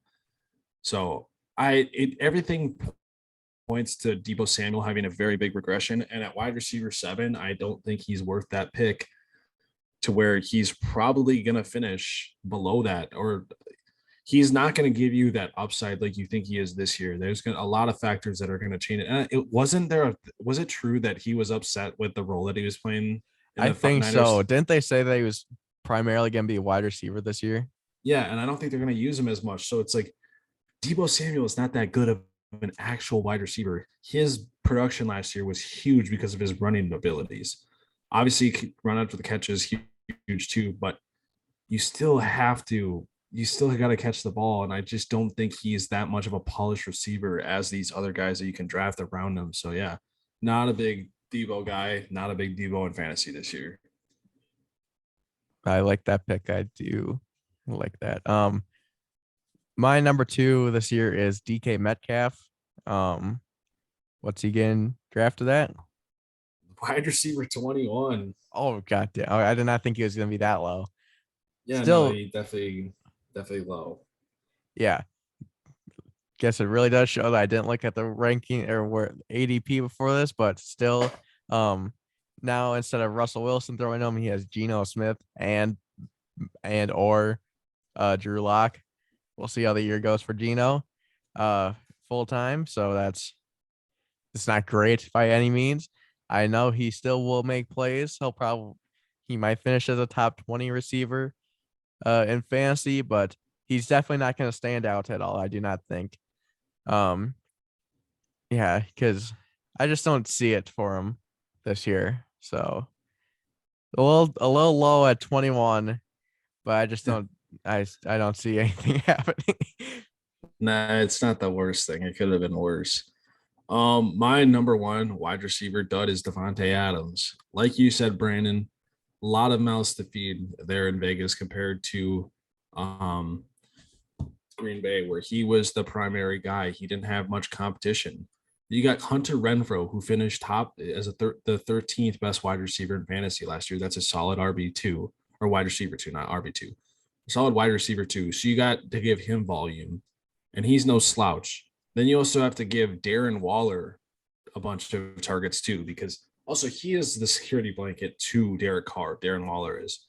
And I don't know if Davante Adams is going to be that security blanket. Plus, Davante Adams, he does line up in the slot a lot, but that is going to be Hunter Renfrow's place in this offense. So Davante Adams might not see as many targets as he does last year because he does line up in the slot a lot of times and cooks those corners, but that's Hunter Renfrow's position now. So we might not see as much targets towards Davante Adams because he's going to have to play on the outside a lot probably. So I don't know. I just don't think at wide receiver 4 for late first to early second, I just don't think you're going to get that value when you got guys like Stephon Diggs and CeeDee Lamb behind them. Maybe not on ESPN, but maybe in some leagues they're flipped. But I just think that guys like CeeDee and Stephon Diggs have way better opportunities. CeeDee Lamb, not because of the quarterback situation, just because he's going to have the volume for CeeDee Lamb is going to be huge. And then Stephon Diggs, obviously, without question, he's got Josh Allen. And there really isn't like a huge Gabe Davis is going to emerge, but I don't think he's going to be like a Hunter Renfrow and steal that many targets as much as he will to Stephon Diggs. So yeah. Davante Adams. I don't know. I could see them splitting time in the slot, him and Renfro. Yeah, but I also, the reason why I don't is Davante Adams is the size. I don't think Hunter Renfrow has the build to play outside. So it's almost harder to put him unless they do 2 slot receiver sets where where they bring Adams into closer to the line of scrimmage on one side and then have Renfrow in the slot on the other. Could see that too. I don't know. It'll be interesting to see though. And they do got a first year head coach in Josh McDaniel, right? And I don't know if that's going to benefit them in any way because he has got a very conservative, not very flashy play style. So we'll see. All right, my number 1 wide receiver dud is Tyreek Hill. Big trade, sent him to Miami this offseason, took him away from the Chiefs. And he may say that Patrick Mahomes is less accurate than Tua, but damn, can Patrick Mahomes throw the ball a lot farther than Tua. A big part of Tyreek's game is the go route, the deep ball. And so it's just funny to see clips on Instagram. It's like, oh, Tua connects deep with Cheetah, and it's underthrown every single time. Like it's a Yeah. 45, 50-yard ball, and it's just underthrown. So Tyreek's gonna have to make a lot of his own space, which he is pretty good at. Make some moves, get outside, whatever else.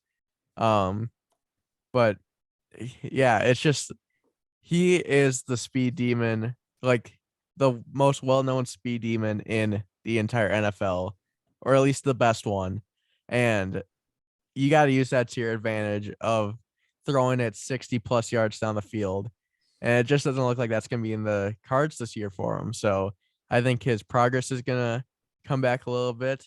He has a very Jalen Waddle is going to demand targets. He didn't have that last year. Like he had that with Kelsey, but another wide receiver demanding targets is something new to him. So it'll be interesting to see how it plays out there in Miami, because I could definitely see after this season, if they underperform, that they're like, it's time to find a new quarterback of the future. So Oh, 100%. who knows?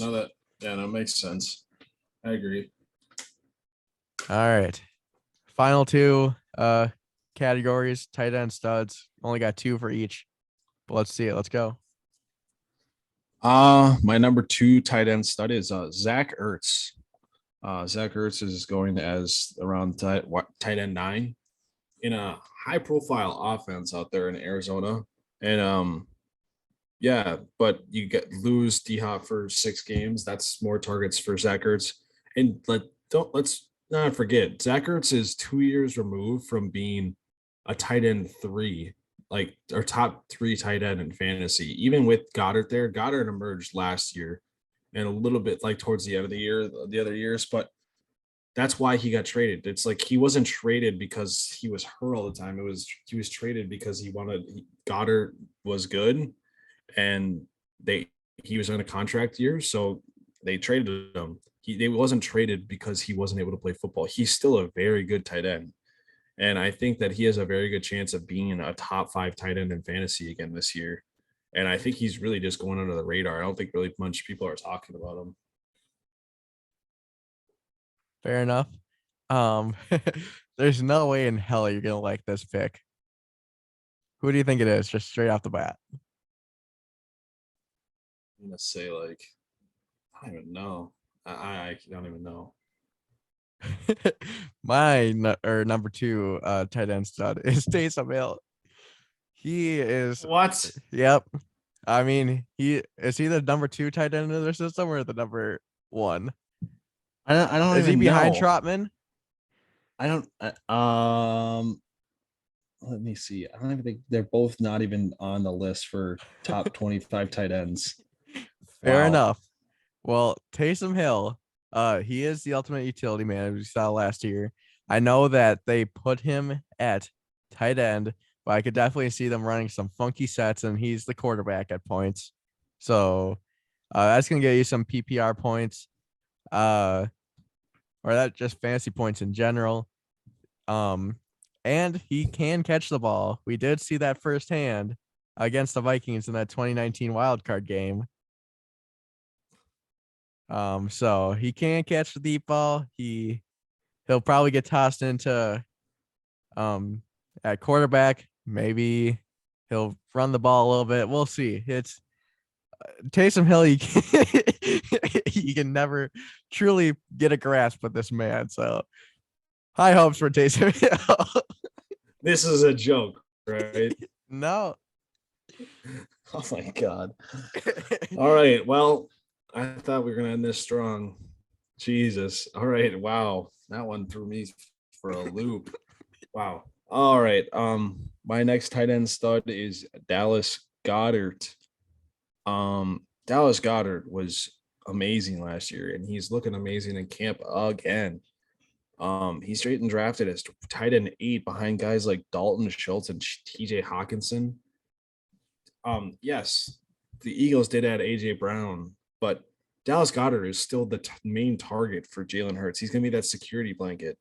And when they throw the ball, look for him over the middle. Like he's a very dynamic tight end. And I think he finishes probably easily top 5 this year.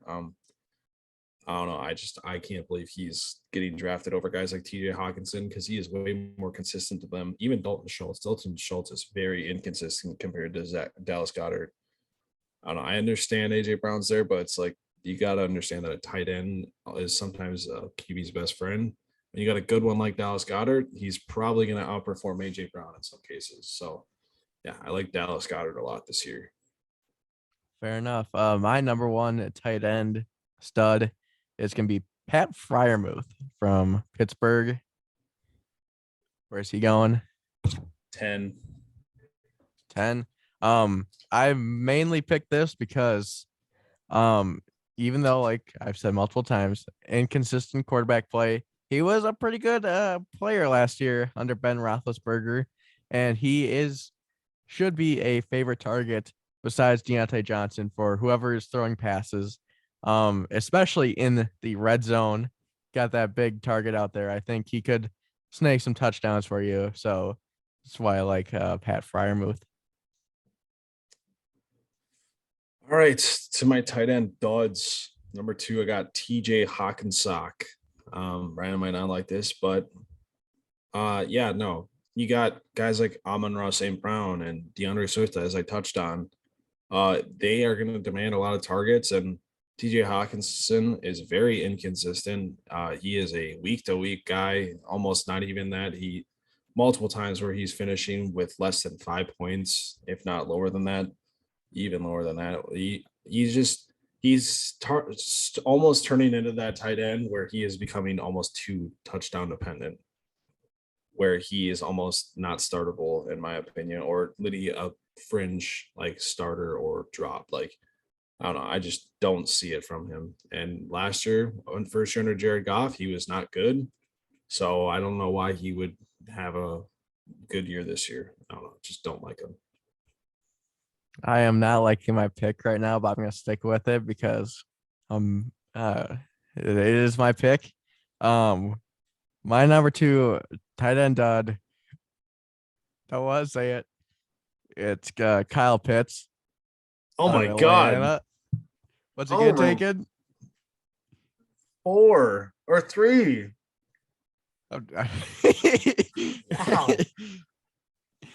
Yes, he is a very dynamic playmaking tight end, but he is having Marcus Mariota throw the ball to him. Marcus Mariota has not been a passing quarterback for the past couple of seasons. He's been riding the pine. You got Drake London there now. You also got a fantastic pickup in Brian Edwards, who's there. You can't take me seriously, can you? No, your tight ends have been horrible. It's like what is he gonna be a dud to the fucking tight end 5? Like, he ain't gonna finish lower than that. You don't think so? I think he could. No. I think He you finished never with know, man. 1,000. He finished with 1,000 yards last year and had no touchdowns, and he was still like a top 5 tight end. I'm pretty sure. No, he had 1 touchdown. I'm pretty sure. Yeah, 1. Like, he had I meant like he didn't score. That's like, also at with all. Matt Mostly- Ryan as quarterback. Yeah, but that means he also probably got unlucky where he was just not.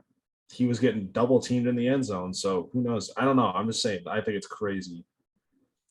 That's why I know tight ends I know there's a very limited amount of tight ends you can pick from. Obviously, not with you taking Taysom Hill. I think that there's very minimum, and you probably went with like the craziest choice of them all. Nah, it's not that crazy. It's not that bad.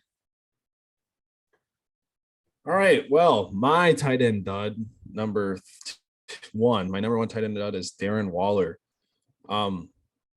Like we said, there's gonna be a lot of people fighting for targets this year, and I'm not an injury guy to say, like, obviously if he gets hurt, whatever, that's different. But he is coming into the season injured. He might not even play week 1. His status is iffy already, so you already are coming in with an injury to the season, which is a little scary if I'm a tight end owner, just because they're very far and few between. So yeah, there's a lot of targets to be thrown to. I know that he's one of Derek Carr's favorites, but you gotta stay on the field first to start the season to even score points. And then you also got to produce. And with the amount of targets that need to be thrown around, I don't know if he's going to be able to produce at tight end 4 those numbers for a top 4 tight end. All right, my number 1 tight end dud is Travis Kelce from the Chiefs. He's in disbelief, folks.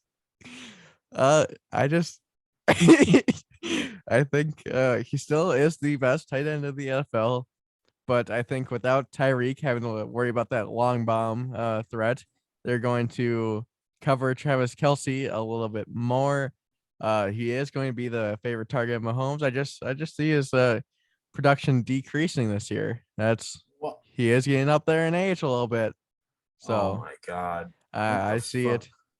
I see him decrease his productivity decreasing. You realize that it's like almost impossible to double team a tight end when they only run like 5 to 10 yard routes. You drop a lineman back and then you play the Yeah, they're gonna drop a lineman linebacker. and they're gonna 8 deep. Yeah, they're gonna run 8. They're gonna run cover 8. Yeah, okay. Well, let's Every see. Like play. Khalil Mack could cover Travis Kelce, and then they could have one of their linebackers come in too. No, that's just stupid. He's obviously gonna finish top 3 in tight ends. Like it's Well, he's getting drafted first, right? First tight end. yeah, and he'll probably finish there still because he's still gonna be the number 1 guy in that offense. Yeah. Plus, like he if you wasn't. watch him, he literally runs like crossing routes the whole time. He just outruns the linebacker and stiff arms him. That's literally what he does. Like Yeah, I know.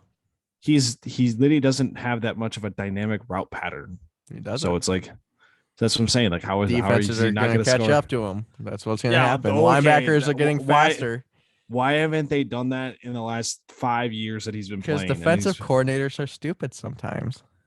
obviously not. They just it's hard to not. Well, when you have Tyreek Hill, that's a big difference. too, Exactly. but Now you don't have Tyreek Hill. You don't got I- like you don't got that co-star to go along there. It's not like their Okay. rushing game is that dynamic.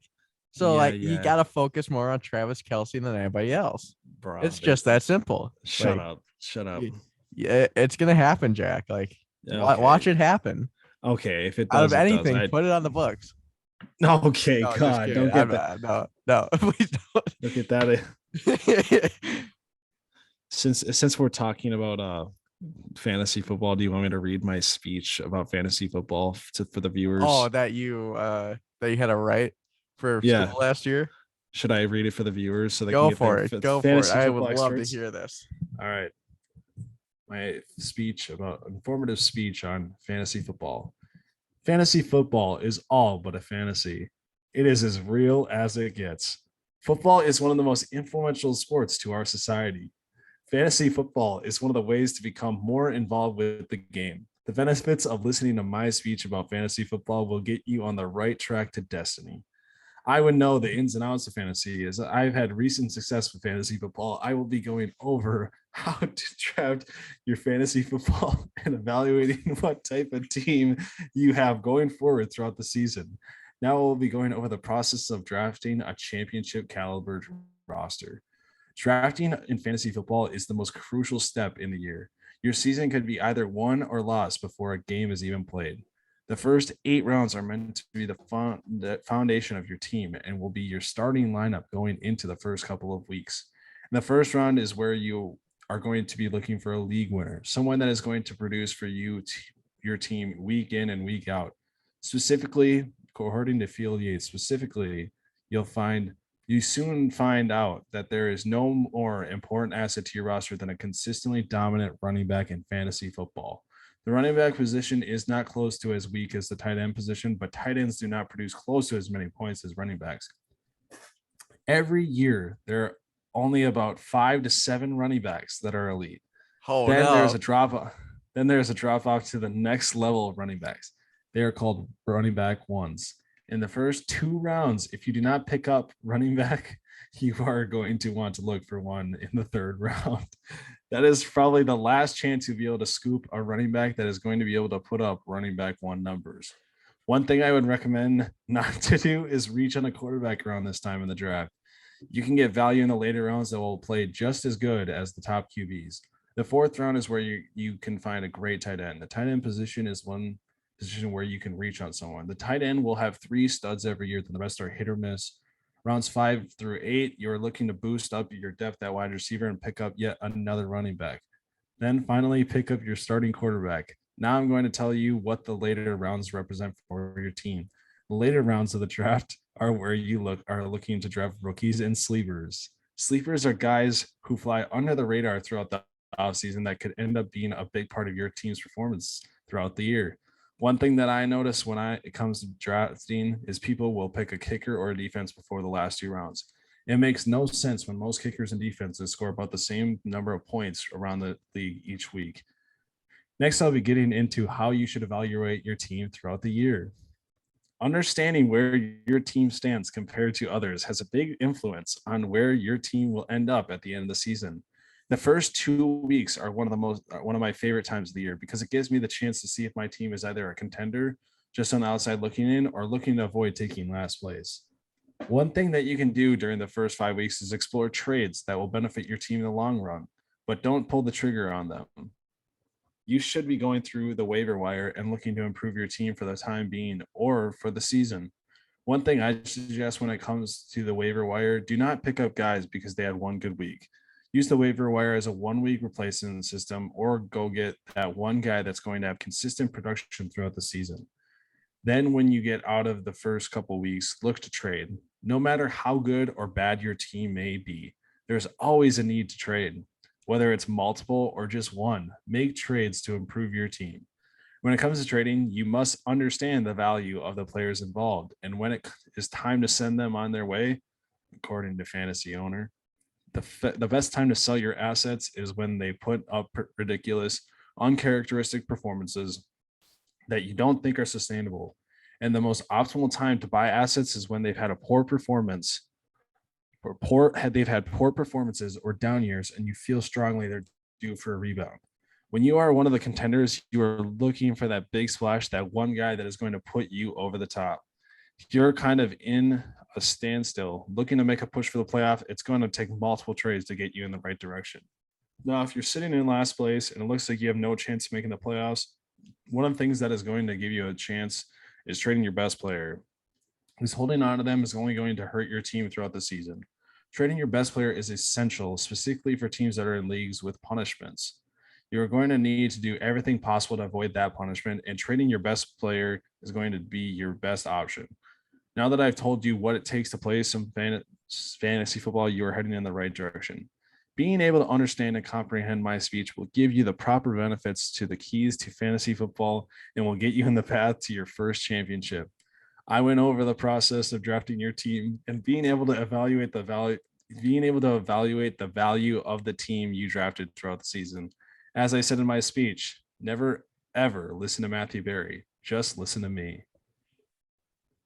Bravo. You were just talking down to people the entire time. This is how you should do it. There's no other way. This is how you draft. Well, why would you say like that? Why would you try to say anything different besides what you think? That's the whole point of your draft. You forgot to mention the part where you let IBM Watson do all your trade analysis for you. No. And you got to read this in front of your class, right? Yeah, I read this in front of my class. How many people played fantasy football in that class? Dude, I don't know, but the people were really disappointed when I didn't have a fantasy football one in my last speech, my persuasive speech. So they were like, enjoyed no your fantasy football. They actually enjoyed, yeah. That is very surprising because for you that is a very nerdy thing to write about. Very, like that's the one thing I'm like nerdy like about. I'm just imagining I'm just imagining this class. This is like a rhetoric class, correct? I'm just imagining it like there's like 5 people that play fantasy football. The rest are people that don't care about sports at all. Yeah. Well, it's like I don't care. Like my first two speeches after my introduction speech, those 2 were both about fantasy football. It's about me winning the championship. The second one or the first one, then this one was about fantasy football, like about like draft. I don't know. It's a pretty good little speech there without not being an expert. It's not the worst thing you've ever seen. It's not the worst thing I've ever heard. The worst thing I've ever heard is the intro or the hook. So there I was. You all know that part. But like the fourth round is the last time to scoop up a good running back. Well, I thought you were gonna die laughing when I said, as I said in my last speech, never ever listen to Matthew Berry. Wait, I gotta pull that up. You will laugh so hard at this. The Matthew Berry quote I think I put in here. Oh my god, it's so funny. Okay, what was that speech called? Speech. We'll just type in speech. Oh, commemorative speech. I was commemorating my team for winning the championship. It was honestly hilarious. Okay, I'm gonna just read the whole thing because it's actually funny. I said double feature. It goes. Yeah. Receiving the 2022. Okay, you made up a fake award for this, which is honestly kind of funny because the word I have in here is fucking hilarious. It says, receiving the 2022 Fantasy Football Manager of the Year award is by far the greatest achievement of my life. Getting this, that's pretty sad. Getting this news made me feel like a kid in a candy store. It felt like I got the chip off my shoulder. The last 6 years of fantasy football finally paid off. Winning not one, but 2 fantastic football championships and breaking even for all the money spent throughout the years. But this would not have been possible without some important people. First, I need to thank my parents for always supporting me with my decisions, even if they may have thought it was throwing my money away. I also need to thank Dalvin Cook for being the cream of the crop of my team. Oh, that sounds weird. Dude, you had to include stupid metaphors and shit. Okay. Carrying it all the way to destiny.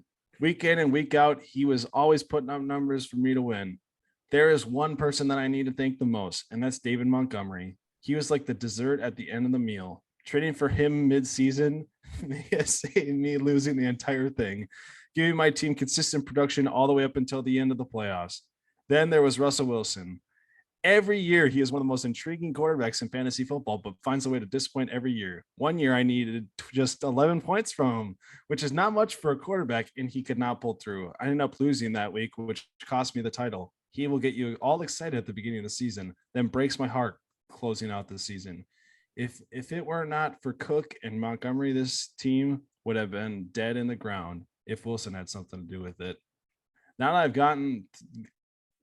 I have gotten through all that stuff that no one wants to hear about, I will leave with this. When it comes to fantasy football, never listen to Matthew Berry. Matthew Berry is the meteorologist of fantasy football. You always seem to listen to him, but when in doubt, he is always wrong. That was your quote? I thought it was an actual Matthew Berry quote. No.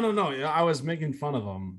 Yeah, I know you were. But I thought you pulled in an actual Matthew Berry quote to make fun of him even more.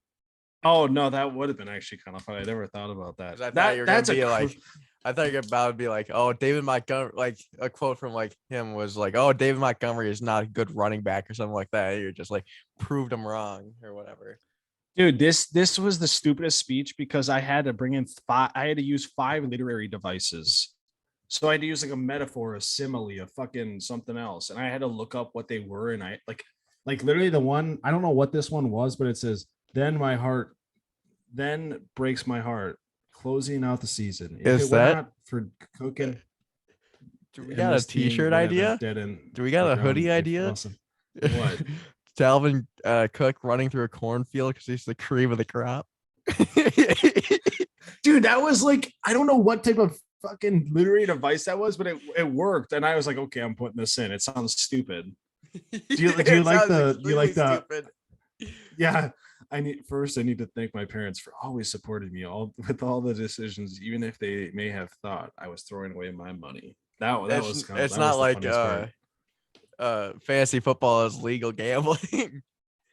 Is it not? It's legal gambling. I think it is, but it's not technically. I don't know what is the official term for what fantasy football is listed under. I don't know. I don't know, but yeah, those were both based off fantasy football, and they were kind of fucking funny. What speech did you like better? I like the second. Did you get a better grade on one of them? I think I got both the same grade. I got A's on both of them. Okay. I don't know. They were riveting performances, though. And they must have been. Because the craftsmanship of the work might not have been there. What do you mean? I put a lot of hard work in. Dude, I the didn't say second you- one, oh my god, dude. The second one, the fantasy football like team one, oh my god, I actually put a lot of thought into that one. Yeah, I didn't say you didn't. It was like the most basic fantasy football thing to do ever, like basically drafting and most basic thing to tell you about your team. It was the most Yeah. basic thing. I could have gone more in depth, and I was like, why? These people ain't gonna give a shit.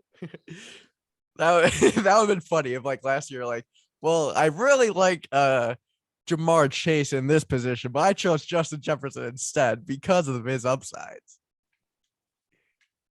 Nobody would have. No one would have cared. Well, I was gonna do something like that, talk about like what you should do with like Examples, but I literally finished the speech and I was like, this is long enough the way it is. I don't need to Mhm. add anything to it. I think we might need to make you the official certified beef speech man, or whatever it's What called. am I gonna give speeches for? I literally just gave. We do got our 1 year coming up next week, Jack. what am I gonna give a speech for? Thank everybody that we've ever talked to for certified. I can beef. literally do that off the top of my head. I'm not gonna write a speech for that. Well, it has to be 5 minutes long, so. Oh fuck that. I could talk for 5 minutes and it's gonna sound so stupid. Oh well. All right. Yeah, that tips Yeah. off next week. 1 year. We're starting coming back to where it all started. NFL record predictions. Oh yeah, we're in for a doozy. Yep. That's another one where you gotta this one this one was a solid 2 hours still. And next one Was it actually? did we start at like 9? I don't know. But you gotta strap in, get some fucking popcorn. Next week, get some popcorn. Sit down and get ready to listen to the soothing voices of me, Jack, and Andrew Bailey. It's gonna be Yeah. it's gonna be a wild ride.